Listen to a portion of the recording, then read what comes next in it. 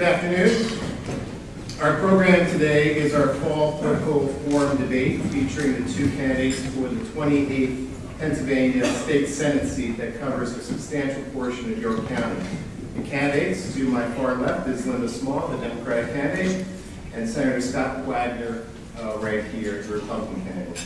Linda Small is a longtime resident of York County and a retired U.S. Navy Master Chief Petty Officer, E9. In 2006, she retired after more than 27 years of total service, and 22 of those on active service. Linda earned her BA from the University of Pennsylvania, and Linda believes that the American dream seems to be slipping away. She would like to make government work for ordinary people, and she strongly believes that we must invest in our children and young adults and restore state funding for education and stop increasing local taxes while cutting school programs. Some other important issues that Small believes in needs to be addressed: raising the minimum wage, access to affordable health care, and government reform. Scott Wagner was born and raised on a farm in York Township and is a lifelong resident of York County.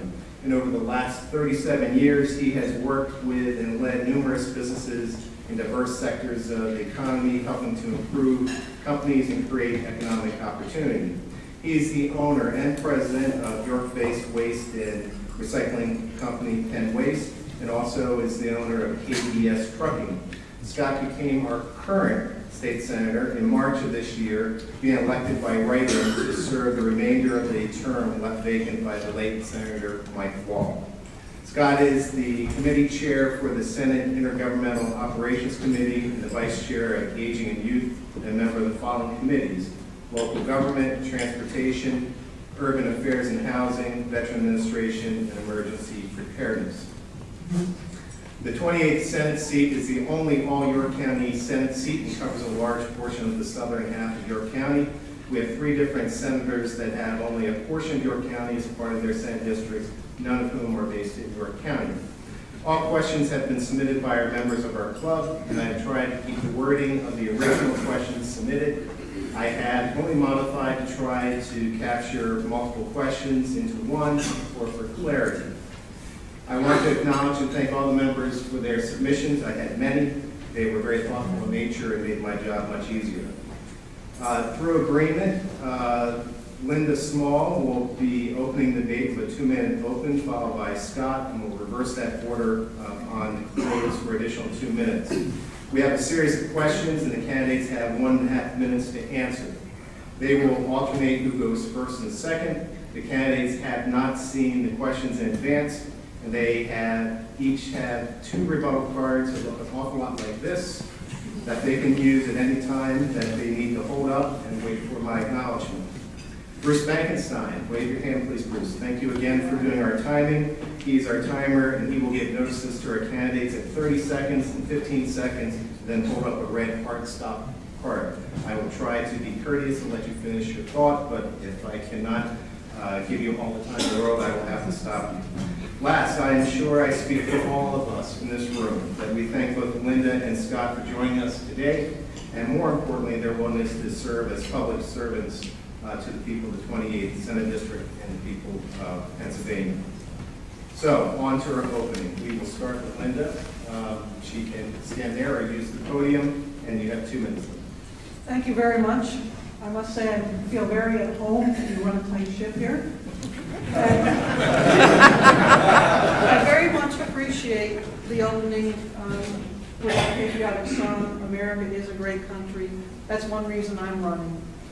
I believe that it's very important that we get back to the basics. We have to restore state funding for education because education provides the opportunity for our children and our young adults to move ahead, to do things like join the Rotary, to create the great new jobs of the future. We have to create good jobs, as you know. That's the foundation. The middle class is the foundation of America. So good jobs are part of that. And we have to raise our minimum wage to $10.10 because work needs to pay. People have to be able to raise a family when they work. And then last, one of the most important issues for our county is we have to stop the unfair and unsustainable property tax increases.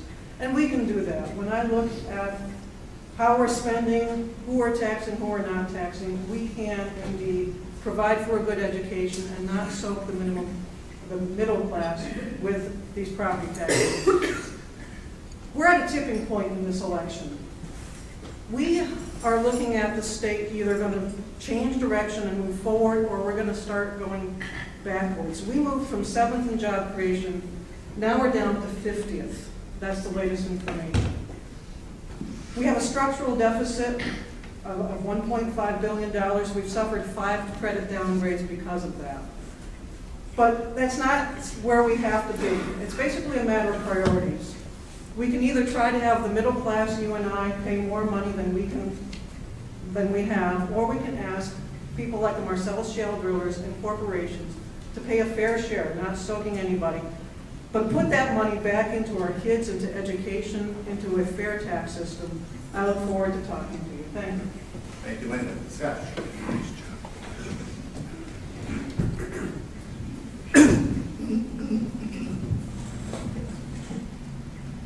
Good afternoon. Thank you for inviting me here today, Mike and Rotarians. As I was introduced, I'm Scott Wagner, and I also like to mention that I am, I'm currently serving in the state senate, representing the 28th district, and I'm the owner and operator of several businesses. Without going into great details, many people know that I'm in the Pennsylvania State Senate because of unusual circumstances.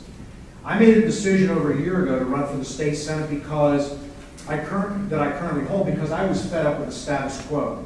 Pennsylvania has a lot of opportunities, and it also has many issues. Well, let's talk about the issues. The number one issue of the 28th Senate District is school taxes.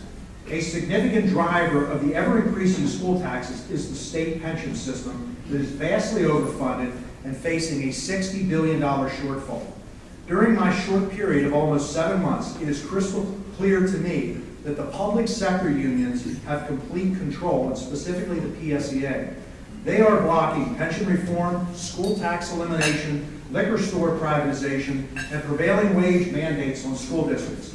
Pennsylvania needs government reform, and it needs it quickly. Pennsylvania does not have a revenue problem. It has a spending problem. I knew it before I got there, and I'm very certain of it now that I've seen it firsthand. My opponent will say we need jobs, but here's the real issue. We have a skilled labor shortage right here in York County. South Central Pennsylvania has approximately 3,500 skilled job openings that we can't fill. By skilled workers, I'm referring to truck drivers, mechanics, welders, industrial electricians, HVAC technicians, machinists, plumbers, machine operators, to name a few. This past May, Pennsylvania colleges graduated 12,000 teachers with 3,000 positions available. York County needs to change its junior and high school education focus to include education for the trades. Pennsylvania has a prescription drug epidemic and has created a heroin crisis. Pennsylvania is not a right-to-work state. Did I get the red flag?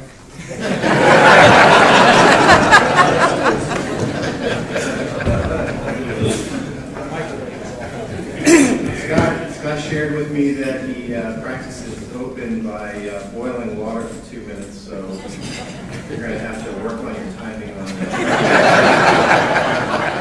I think Bruce is watching full.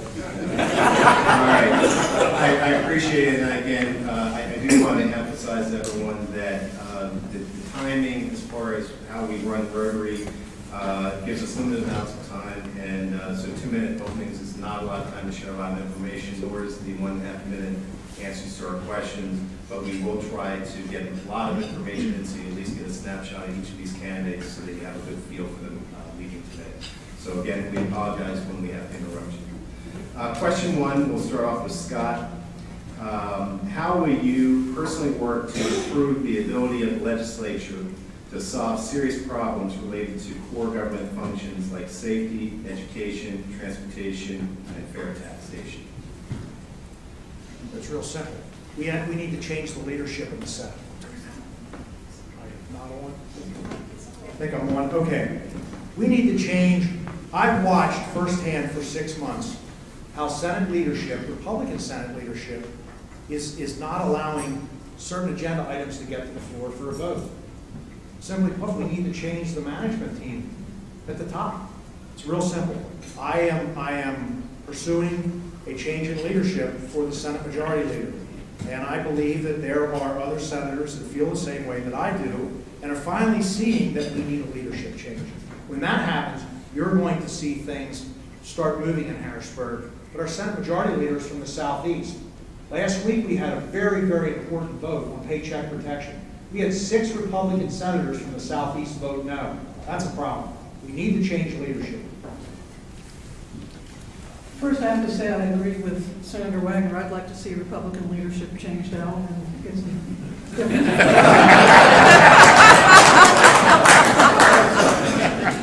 The major problem that I see in Harrisburg, it's a priority problem. When you look at the budget issues that we have and the property taxes that are rolling downhill, it's because we are giving tax breaks to corporations and we're giving tax increases to the middle class. That has got to change. When you look, in 2003, we had $850 million in tax breaks for corporations. It's over $3 billion. We've increased those tax breaks by $1 billion under the current administration. We've given $30 million grant to Comcast to build skyscrapers in Philadelphia while we're saying we don't have enough money for property taxes.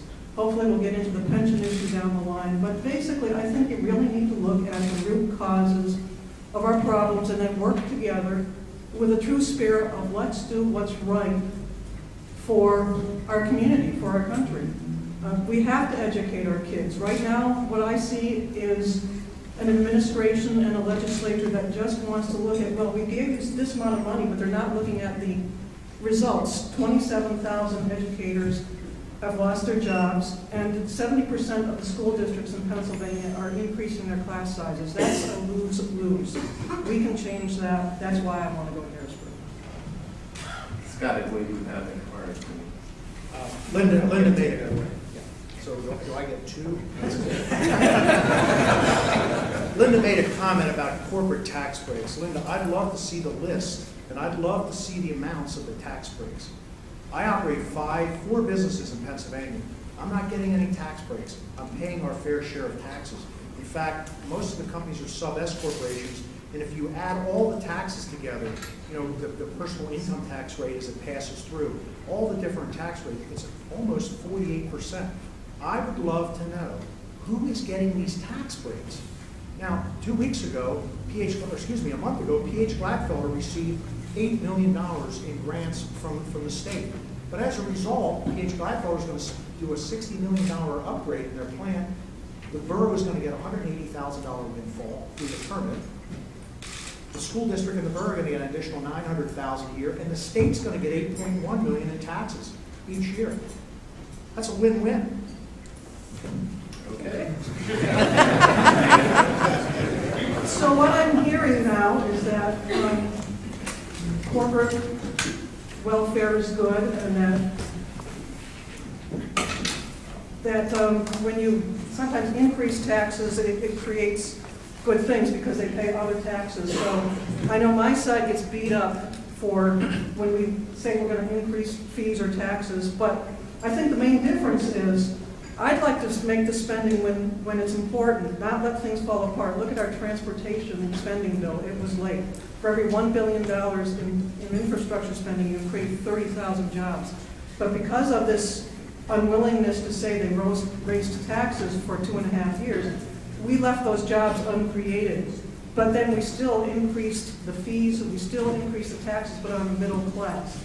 The point is the middle class cannot make up for the fair share of taxes that corporations should pay. We all pay other taxes. Hopefully it all creates jobs. The middle class is one of the best job creators.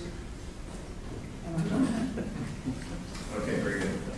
Thank you. That was excellent. The next question is about a local issue. Since York County room tax legislation was first introduced to the State House in May of 2012, our community has lost the opportunity to collect and invest approximately $2.5 million. For anyone who doesn't know, the room tax is a tax that when you rent rooms locally in hotels, there's a percentage that gets charged. So many people view that as bringing money into a community. How will you secure the ability for our county commissioners to raise additional tourism revenues as our surrounding counties have? So that's for you. Then that's an interesting point that I want to make. Once again, if you look at the stereotypes of who raises taxes and who doesn't, my opponent is the one who introduced that measure. So once again, taxes don't kill the economy apparently, and they don't kill good local businesses. Basically, we have to get the votes in the legislature, and I know that the local delegation has tried to do that. So I would just be another vote that says, yes, if all the surrounding areas that we're competing with have that ability to have that tax revenue and invest it in some of our institutions around here, our museums, and help promote tourism, I'm in favor of that. While it uses the word tax, it is a user fee, and the user fee would be assessed when people that are traveling through York County and staying at a York County hotel. We're competing with a 9% Baltimore City tax. We're competing with Lancaster, Dauphin County, and I believe part of Adams County, they have a 5% fee. It will help us.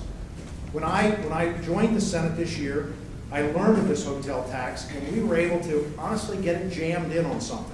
And it got in motion, and it came out to the forefront. But we had a senator from the Southeast who introduced an amendment because he wanted his hotel tax increased so they could pay for police protection.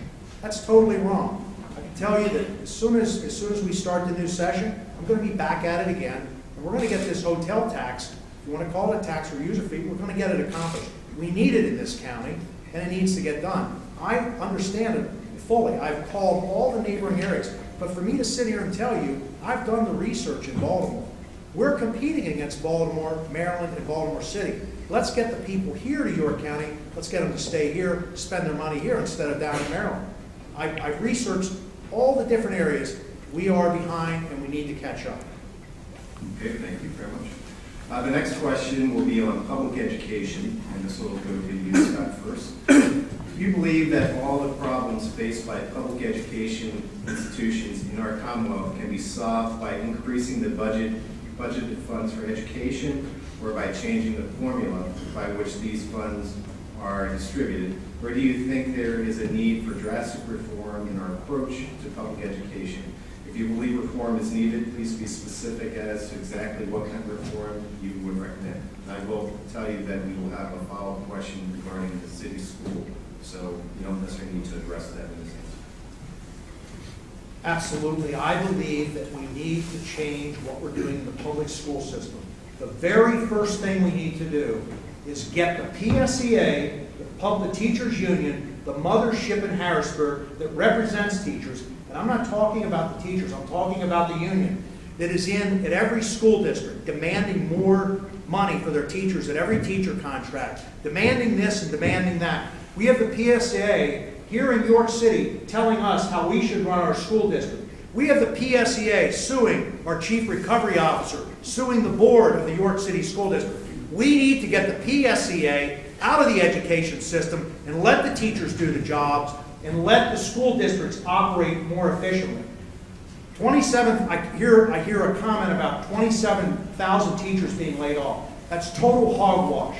I hear about school districts being decimated. Has anybody been to a school district in York County? Tell me where there's a decimated school district. Go to Central York. Go to Dallastown. They're not being decimated. If you lay off someone who works in the janitorial department or somebody in the cafeteria, a lot of the school districts are outsourcing the cafeteria functions with private companies. They are part of the 27,000. It's not 27,000 educators.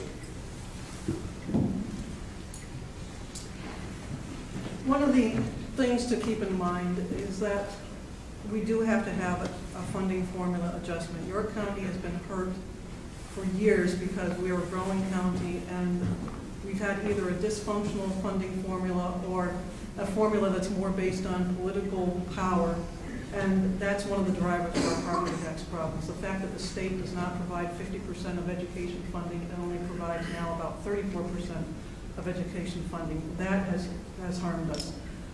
We have, of course, a fundamental disagreement about the role of unions.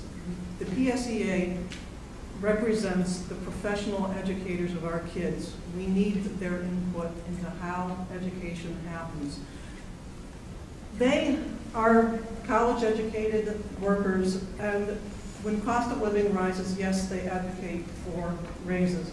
They have given concessions when we had the worst of the recession hit. And I think it's important that we really look at the pension driver. Remember, that was created by the legislature in 2001 when the legislators decided they wanted to have a 50% increase in pensions, and also they gave the state employers a holiday on making the required payments to that pension fund. So just like if you were not paying your principal on the mortgage, that created a huge problem that has really torn Pennsylvania apart because it's put us at each other's throats as far as spending for education and our property taxes, and that's not the union's fault. Great, thank you. The next question is that you'll be going first. Do you think the students of the school district of the city of York are getting an appropriate education? And if not, what would you do about it?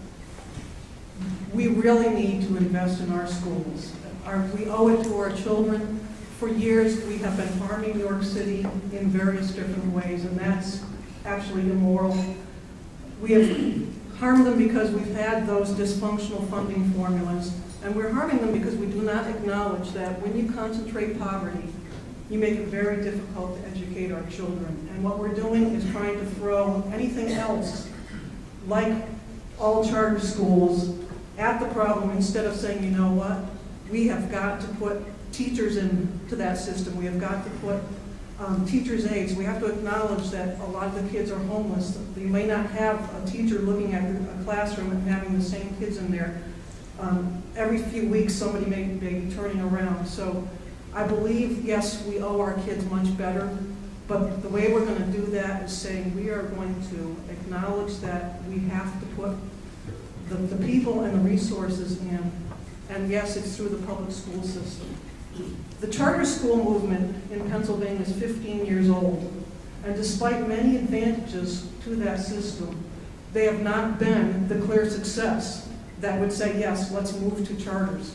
As a matter of fact, charters overall do not perform as well, and when they do perform, the few high performers, they often have fewer students, fewer special education students, fewer special education students with good needs. So I say we have to invest, and my time is up.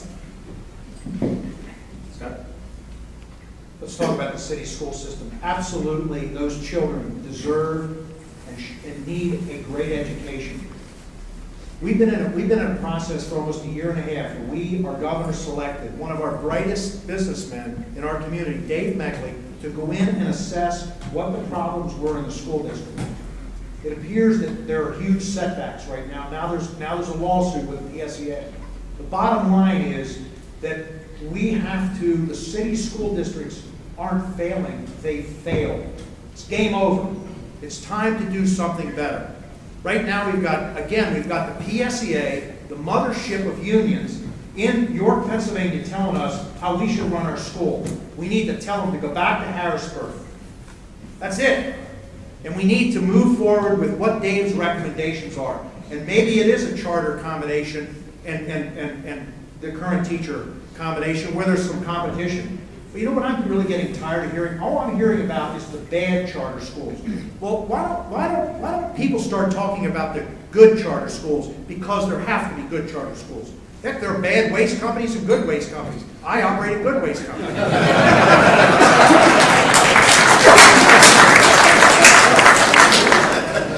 All right, question number 5. We're going to move on to stay with the same theme. We're going to go to distressed cities. Scott, you'll be going first.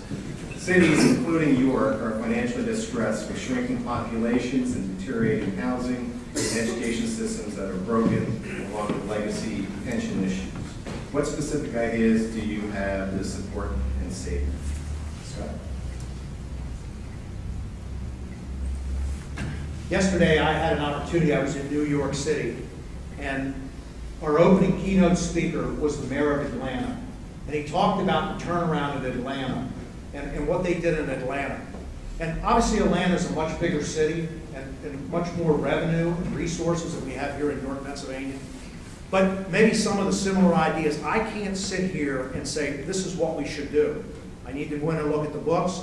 I know we have a pension problem in the city of York.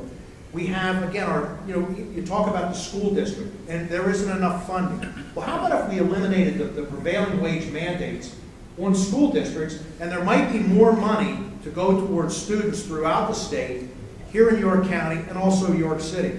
But for me to sit here and say we should do this and do that, if I was the CEO turnaround of York City, I would go in, I would interview the people, and at the end of 30 days, I would have an action plan, and we'd move on it. But unfortunately, in this scenario, everybody's got an opinion, everybody's got their hands in the pie, and there are too many cooks in the kitchen.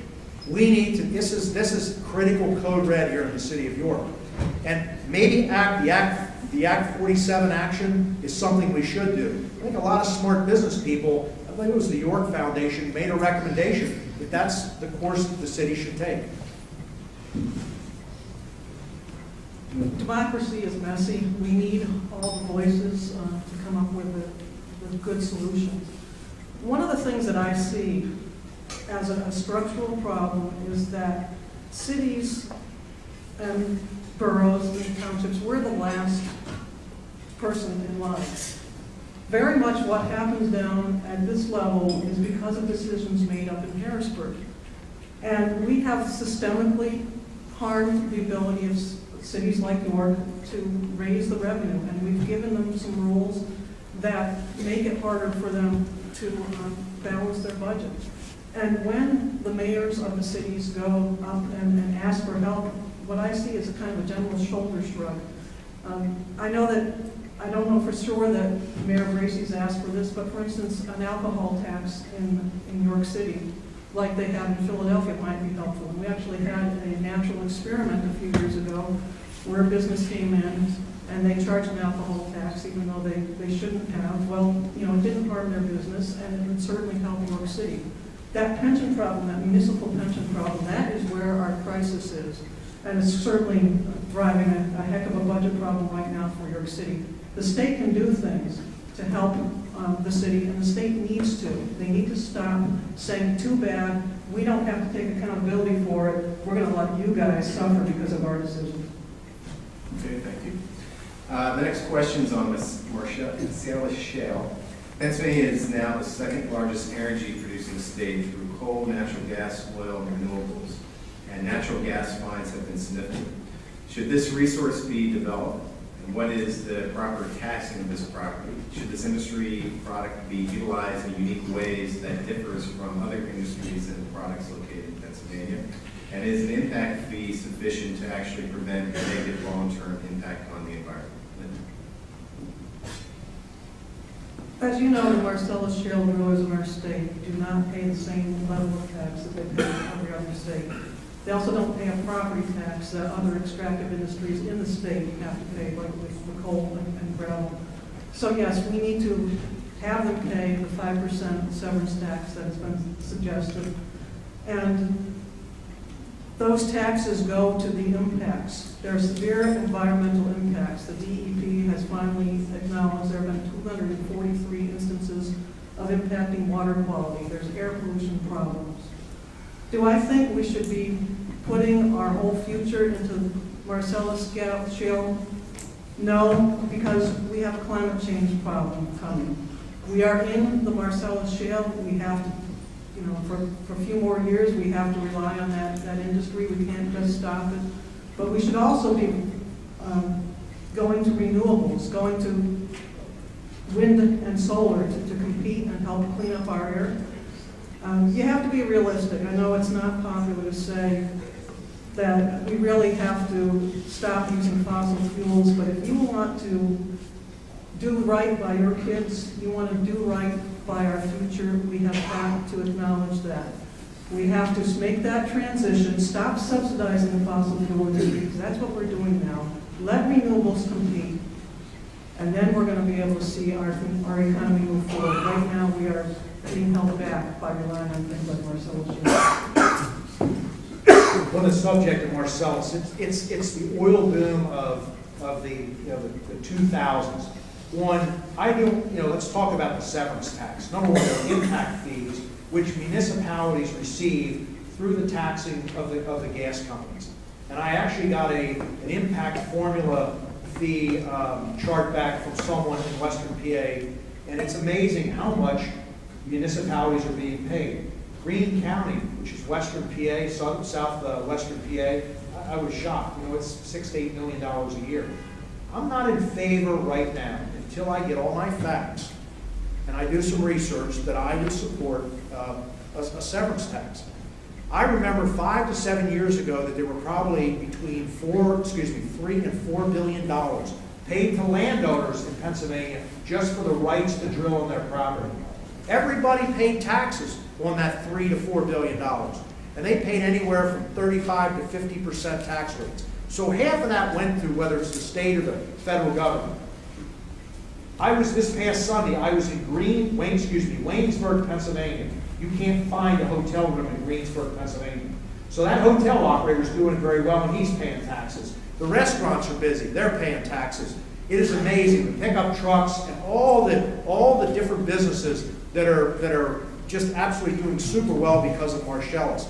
Until we do some research, I'm not in favor, but this tax is not good. Yes, ma'am. Oh, sorry. We have really got to look at fair taxes. Just because somebody pays what seems like a lot doesn't mean that they're paying their fair share. Pennsylvania has that structural deficit that I mentioned. We have suffered credit downgrades because we've used one-time fixes and Band-Aids to paper over this $1.5 billion structural deficit. So we have got to look at that fair share of taxes. It's been estimated that next year, if we do that 5% severance tax, it's going to mean $1 billion in revenue that we're not getting. And then the next year after that, $1.5 billion in revenue. If we want government to actually do the things we need to do, educate our children, repair our bridges and roads, do the things that we owe to our citizens, then we have got to ask for a fair share of taxes from industries like Marcellus Shale and from other industries. For instance, Comcast, where those tax breaks that they're getting on top of grants, we can't afford that. Scott? Linda keeps talking about $1 billion. She threw out $1.5 billion, this structural deficit. We don't have a deficit here in Pennsylvania with the operating budget because Governor Corbett was able to eliminate that, and so that's gone. There isn't a budget deficit. We have a pension problem. But I have an idea, Linda. How about if we get rid of prevailing wage mandates on all school projects in the state of Pennsylvania, and it will raise $1 billion a year? There's a great answer, and we didn't have to tax anybody, but we made a system more fair.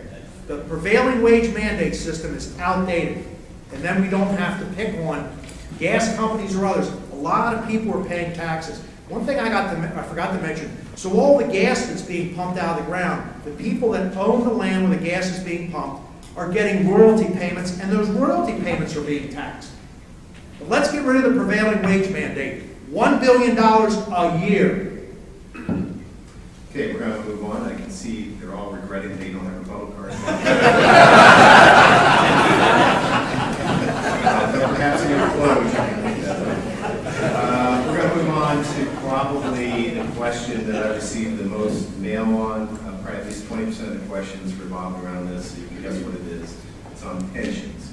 And the question I would like to ask is, do you believe that we can raise enough money in taxes to fully fund all public employee retirement needs as they are currently being earned without bringing disastrous economic consequences down upon municipalities or schools and Pennsylvania businesses and citizenry?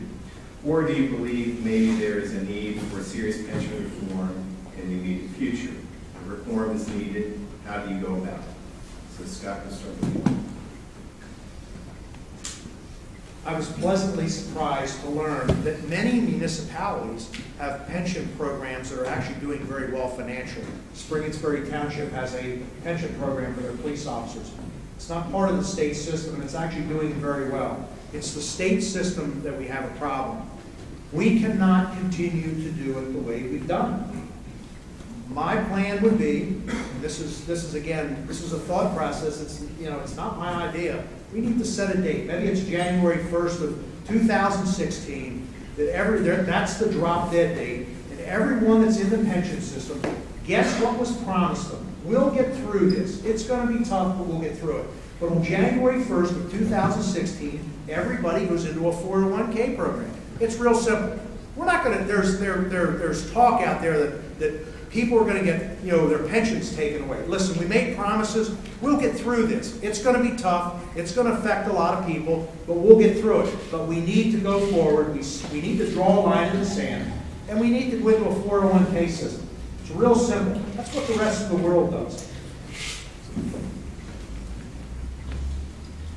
The pension problem is simple, that we, as a state, decided to take a holiday on making required payments. That's why we're here today. There's a $50 billion unfunded liability. That's if every employee in the state retired today. That would be the amount we would have to pay. But if we had been making our payments, we would not have a problem with the ever-increasing numbers. Every reform proposal so far costs Pennsylvania taxpayers more than just making our required payments. Every single plan costs Pennsylvania taxpayers more than making our required payments. The 401k is very popular amongst business people, but if you go back and find out what happened to the defined benefit pension, you find out that bad federal law and politicians and people who weren't paying attention allowed private businesses to privatize some of that benefit for people. The answer is not always to take middle-class workers and working families and take away benefits for them.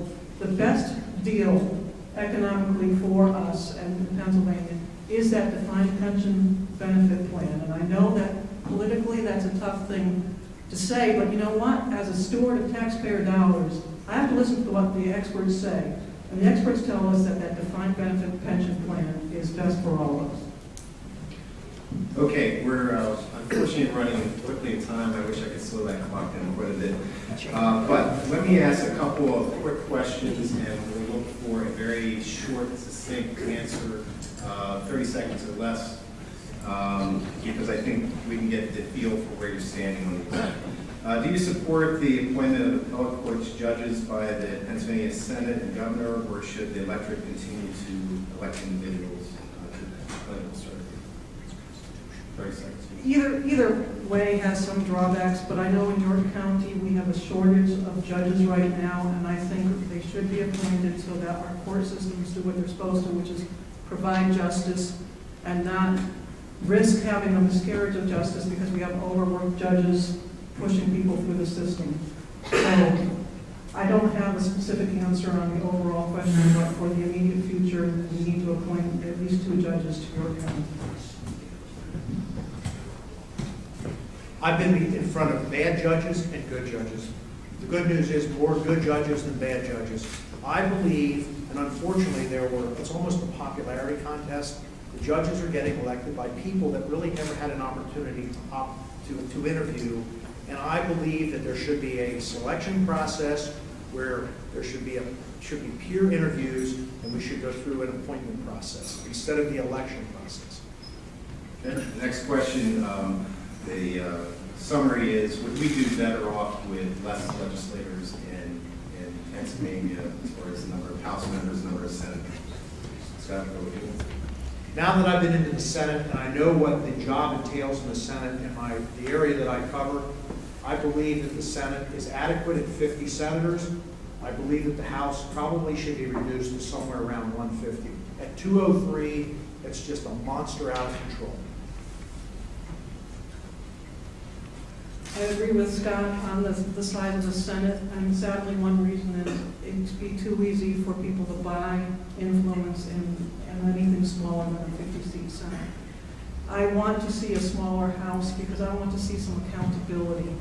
There are too many people who don't care about the problems of schools in York City because their district is doing well. The property tax problem is not bad in much of Pennsylvania. We would have seen action on it if it had been. So I would also agree with something like 150 down to 100 in the House.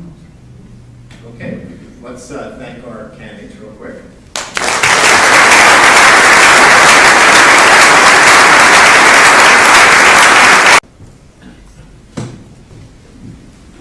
Really have to do this.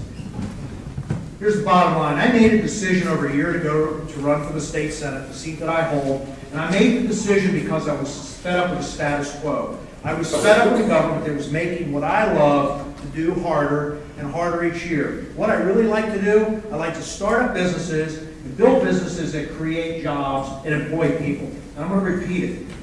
Create jobs and employ people. I've been successful, and I'm not ashamed of my success. I started my career over 40 years ago, and it's taken a lot of hard work and risk. Success just doesn't happen, and many of you in this room can relate. Having served in the Senate for almost 7 months, it's crystal clear to me that there's not a single person in the House or Senate that has my extensive business experience and knowledge of how the real world operates. In my short time in the Senate, my name's been in the newspaper continuously. Good news articles, bad ones. I've been on TV, I'm on the internet, because I'm not a status quo person. I'm a disruptor. Every business turnaround has required disruption. I love it when someone says, we've always done it that way. Trust me, I don't have any that work for me in my companies. I love, excuse me, and again, on the Senate floor, I've broken the rules 3 times so far. There's a business management and turnaround book that was published in 1999. It's called First Break All the Rules. People said Wagner's style won't work in Harrisburg. He's abused or he's abrasive and he's outspoken. Well, let me be clear. I'm not a status quo guy. I intend to be a senator who will be disruptive. I'm going to break the rules, but with professionalism, a strategy, style, and class. I already have a career. I'm a leader. I'm a strategist. I'm a visionary, and I'm a team builder. And most important, I am not and will not be owned by lobbyists, special interest groups, Senate leadership, and a corrupt system. I pledged to 2 4-year terms in the Senate. It's not my goal to become a career politician. I am a very dangerous person to a lot of people who live on the system in Harrisburg. We have a lot of things that are simply outdated and broken and need fixed. Let me repeat, I'm not a status quo person. So, yeah, this is not good. So if you want a senator to go to Harrisburg to make Pennsylvania a better, more competitive state, Pennsylvanians have good sustaining jobs, and Pennsylvania is a better place to live and prosper, then I ask for your vote. Thank you.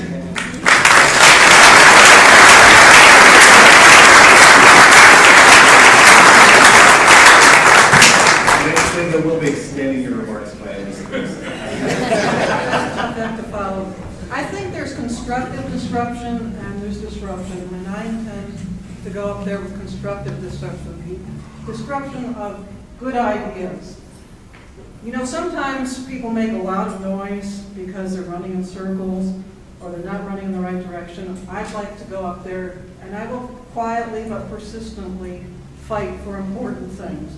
Restoring state funding for education, because that's what our whole society is based on. That's the greatness of our country. That's opportunity for our kids and for our future. Creating good jobs, and yes, small businessmen are the jobs creators. That's one reason I want to see corporations pay a fair share, because if you're a small businessman, how do you compete with corporations that can take advantage of these loopholes? They have lobbyists and lawyers, and they also now get grants. $30 million for Comcast to build a skyscraper in Philadelphia.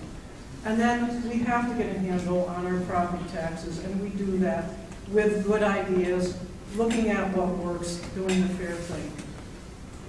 It really does come down to what are your values? A lot of what I hear about Harrisburg is we have problems with the budget because we're giving these tax breaks to our friends, and the middle class and workers, you have to pay more, or you have to get less. We do have most of the school districts in our state, and many of the school districts here in the 20th district are cutting teachers, they're cutting programs. We have a problem. We have 20% of our workers who get less than the inflation-adjusted minimum wage of 1968. Inflation-adjusted minimum wage for 1968 would be $10.94. You can't raise a family on that. You can't get ahead on that. That's the kind of thing that I want to go and fight for. So if I'm going to go up and break the Senate rules, it's going to be to get that 1010 minimum wage. And it's not going to be making enemies out of teachers' unions or out of workers. The prevailing wage is the prevailing wage. It's not the highest wage. We have got to have faith with our workers. We have to respect what they do. And then really concentrate on what makes America great. And that is working together, providing opportunity to have a good job, a good education, a good life. That's what I want to go to Harrisburg for. Thank you.